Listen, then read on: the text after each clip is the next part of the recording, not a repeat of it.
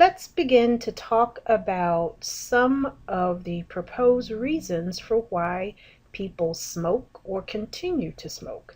First, we're going to address something called Nesbitt's paradox.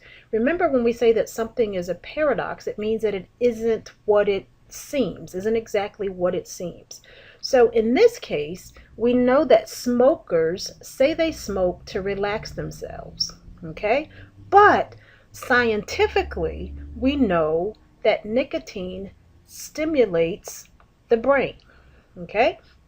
Now, I always say the important thing. The important thing to recognize here is that we are contrasting what the smoker says, okay? The smoker saying they're smoking to relax. We're contrasting that with what we know scientifically. Scientifically, we know that nicotine stimulates brain activity. We are not making any assumptions, or Nesbitt's paradox doesn't make any assumptions that the smoker has any knowledge about what nicotine is doing in the brain. So we're simply contrasting why a smoker says they smoke with what we know scientifically. The smoker says they're smoking to relax, but scientifically, we know that nicotine stimulates the brain, okay, or increases brain activity.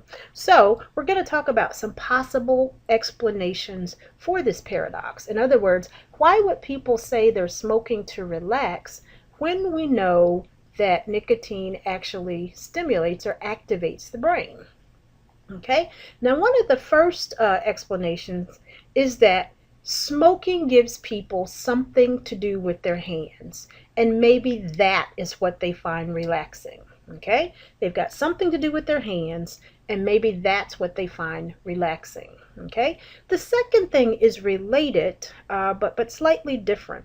It says, the second explanation says that the act of smoking, so not just something to do with your hand, all of the little nuances that have to do with smoking, perhaps holding the cigarette between the fingers, placing the cigarette in the mouth, inhaling, exhaling slowly, that the act of smoking and everything that's involved in that act of smoking is relaxing. Okay?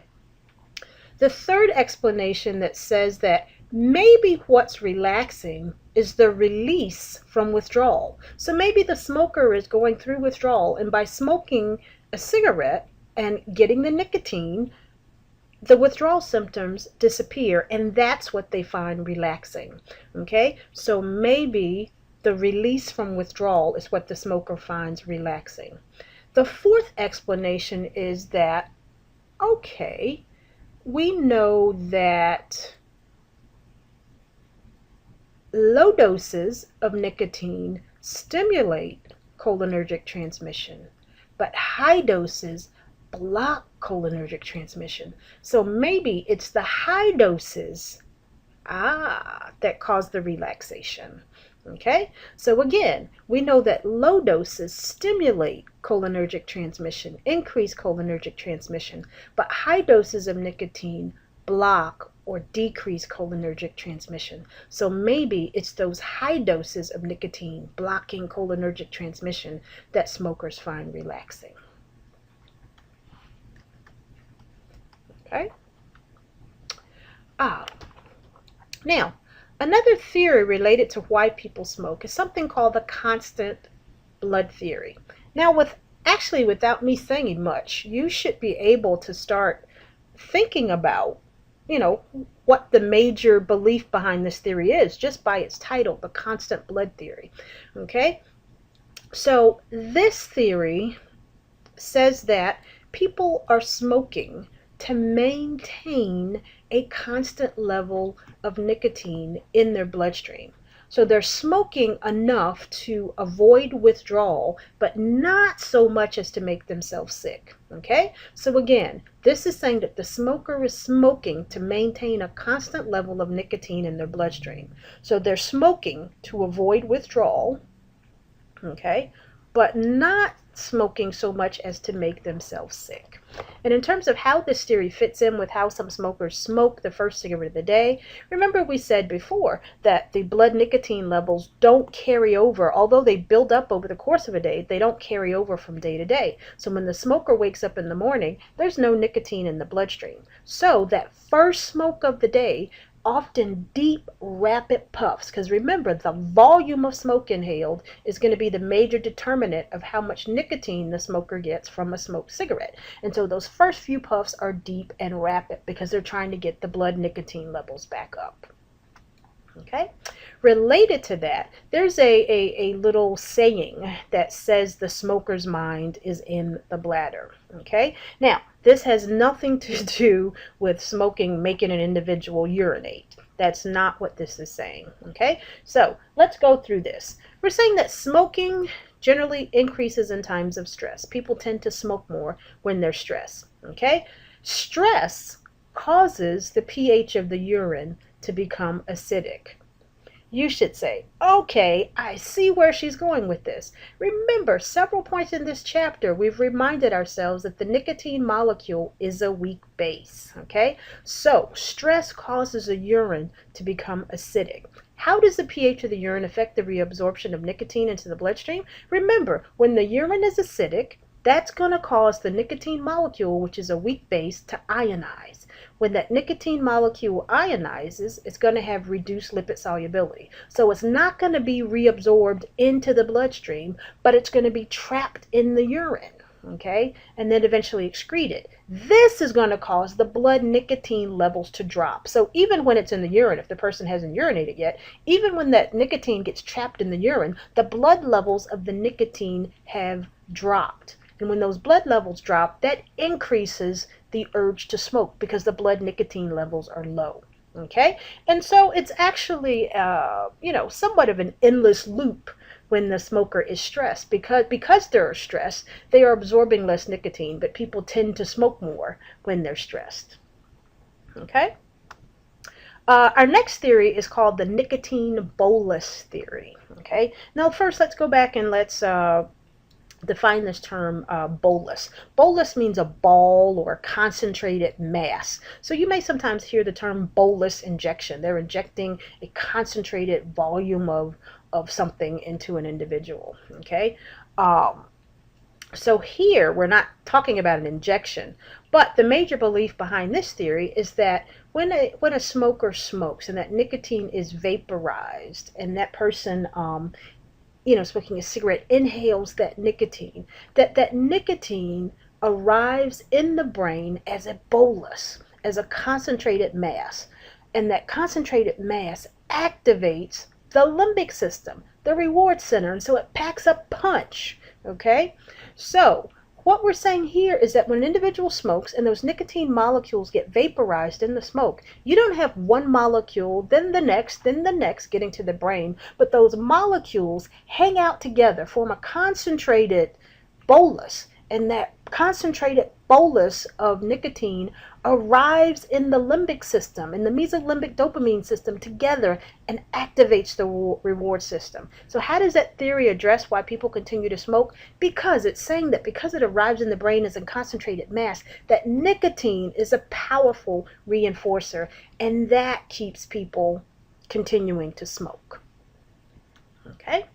And then finally we have what's called the psychological tool theory. Okay, and what this theory says is that people smoke to manipulate their levels of arousal. Okay, that people are smoking to manipulate their levels of arousal. So how does this theory address why people continue to smoke? Well, because it's saying that people smoke to manipulate their levels of arousal, it's saying that when people are bored, they might smoke to give themselves a little lift me up.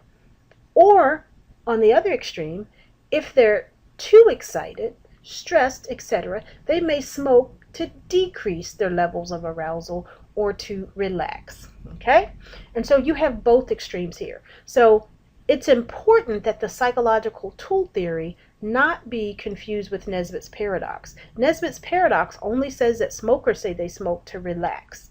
Period.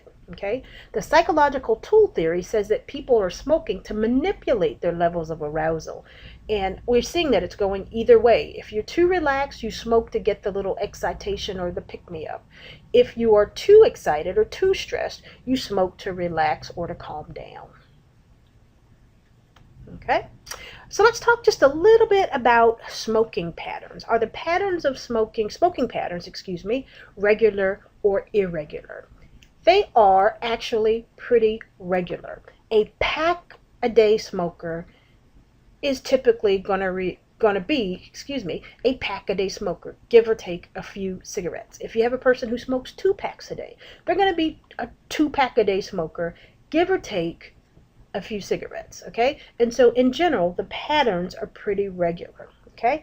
But there are some things that can change the patterns of cigarette smoking.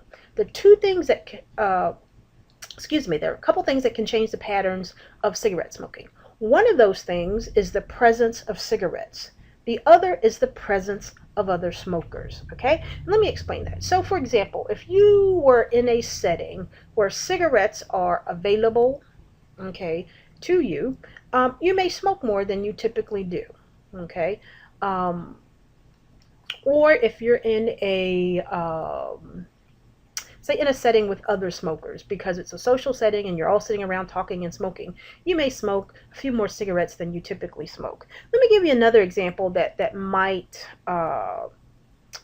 make this example clearer. Okay, so we're talking about the presence of cigarettes, the presence of other smokers. I like to use food as an analogy here.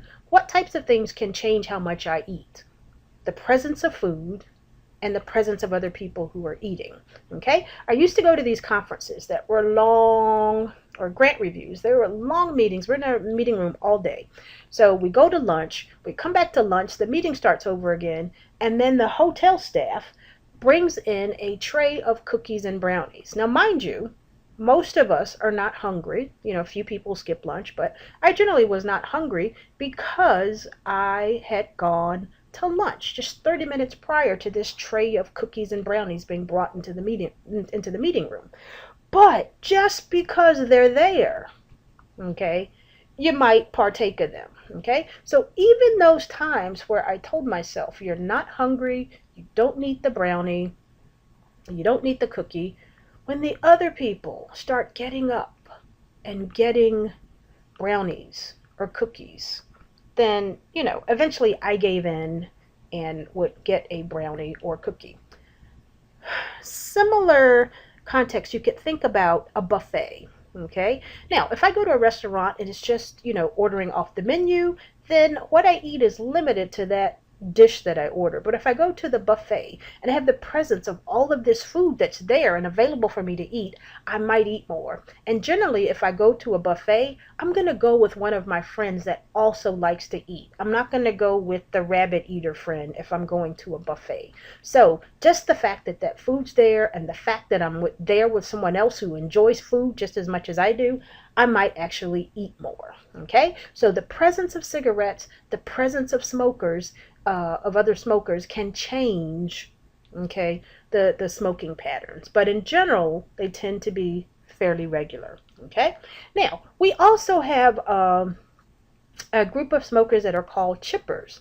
Those are people who tend to smoke in a pattern that does not result in dependence. Now, I'm just saying dependence here because there's some debate about whether, it's actually physical dependence or just psychological dependence with smoking. Okay, so when we start talking about the withdrawal symptoms, we're going to see that most of them are subjective. And so most people would argue that with smoking, you've got more of a psychological dependence. But chippers are people who smoke in patterns that generally don't result in dependence. So for example, I know people who only smoke on Thursday or Friday night when they go out to the bar for happy hour. They don't smoke other times during the week. Okay, they only smoke on those occasions. Okay, and I'm going to stop right here and give you a break, and then we'll pick back up. Okay.